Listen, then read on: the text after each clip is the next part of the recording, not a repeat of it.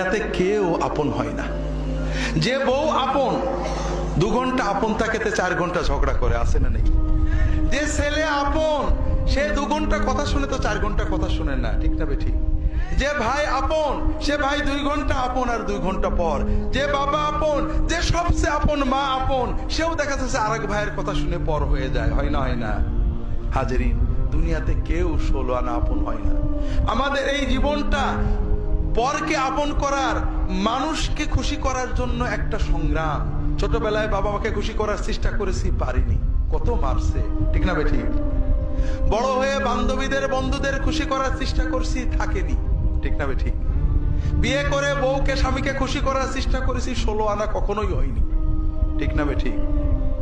কর্মক্ষেত্রে, জীবনে, সব জায়গায় আমরা 12 আনা ব্যর্থ, যদি 4 আনা সফল হইও, ঠিক না বেঠিক? একজনই আছেন যাকে আপন করলে তিনি কখনো পর হন না। তিনি কে? আল্লাহকে আপন করতে পারলে সব সময় আল্লাহকে সাথে পাবেন।